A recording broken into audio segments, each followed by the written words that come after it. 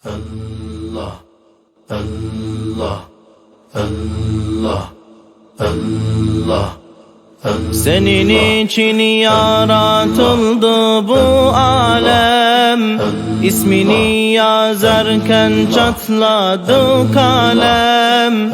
Senin için yaratıldı bu alem, İsmini yazarken çatladı kalem.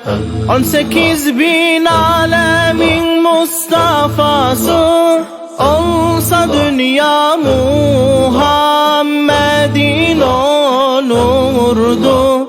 Kalsa dünya Can Ahmet'e kalırdı. Olsa dünya Muhammed'in olurdu.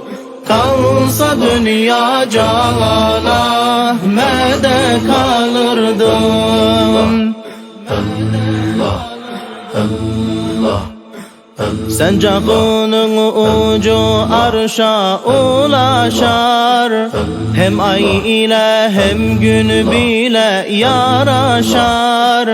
Sancağının ucu arşa ulaşar, hem ay ile hem gün bile yaraşar.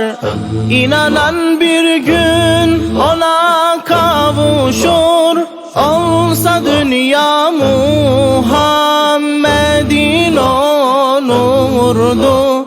Kalsa dünya Can Ahmet'e kalırdı.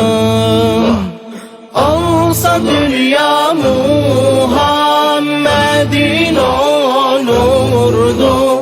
Kalsa dünya Can Ahmet'e kalırdı.